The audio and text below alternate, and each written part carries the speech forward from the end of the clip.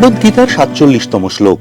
অর্জুনকে যার ভাবার্থ ব্যাখ্যা করতে গিয়ে শ্রীকৃষ্ণ বলেছিলেন, কর্ম করাই তোমার অধিকার, ফলাফলে না। তাই তুমি কর্মফলের বাসনা রেখো না এবং কর্ম ত্যাগ করার বিচার করো না। আম আদমির মননে যার আরো সহজ বর্ণনা, কর্ম করে যাও, ফলের আশা রেখো না। এই কৃষ্ণ দর্শন মেনেই সফল ভারতের তরুণ athlete Manu Bhaker. Paris Olympics 2024 শুটিংয়ে ভারতের প্রথম পদক জয়। 2012 সালে লন্ডন অলিম্পিক্সে শুটিংয়ে শেষবার পদক জিতেছিলেন গগন নারাঙ্গ। 12 বছর পর সেই শুটিংয়ে আবারও পদক ভারতের। প্রথম ভারতীয় মহিলা শুটার হিসেবে পদক জিতলেন হরিয়ানার মেয়ে মনু ভাকের। 10 মিটার এয়ার পিস্তলে ব্রোঞ্জ পদক জিতেছেন তিনি।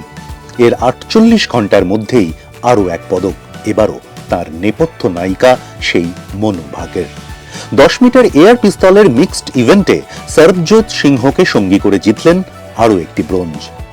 বছর তিনেক আগে টোকিও অলিম্পিক্সে খুব কাছে গিয়েও ফিরে এসেছিলেন খালি হাতে। শেষ মুহূর্তে বিশ্বাস ভেঙেছিল বিশ্বস্ত পিস্তল। শূন্য হাতে ফেরার হতাশায় লাইনচ্যুত হয়েছিলেন মনু।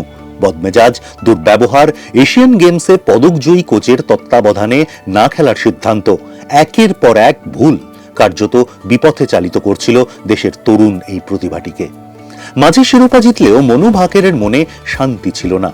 বছরখানেক আগে সংশোধনের পথ অনুসরণ করেই তিনি ফিরে যান গুরু যশপাল রানার কাছে। তিনি আধ্যাত্মিকতার প্রতি ছাত্রীর ঝোঁক বাড়িয়ে তোলেন। মনোসংযোগের জন্য মনুর সর্বক্ষণের সঙ্গী ছিল ভগবদ্গীতা।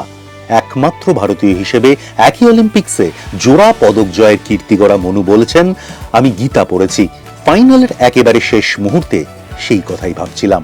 শুধু নিজের কাজটা করে গিয়েছি, বাকিটা নিয়তির হাতে ছেড়ে দিয়েছি। গীতায় কৃষ্ণ অর্জুনকে বলেছিলেন, কর্ম করে যাও, ফলের আশা করো না।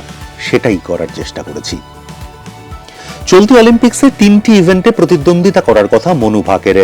ইতিমধ্যেই 2টো ইভেন্টে তিনি পদক জিতেছেন।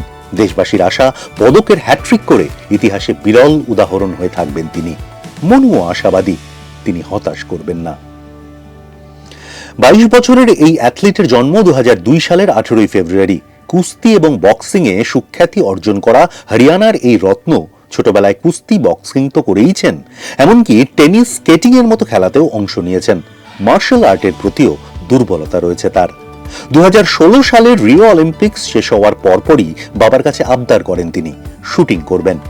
14 বছরের মনুর আবদার রেখেছিলেন তার বাবা রামকৃষ্ণ ভাকের। শুটিংয়েই ওয়ার্ল্ড চ্যাম্পিয়নশিপ, ওয়ার্ল্ড কাপ এবং কমনওয়েলথ গেমসের মতো প্রতিযোগিতায় সোনা জেতার কৃতিত্ব অর্জন করেছেন মনু ভাকের।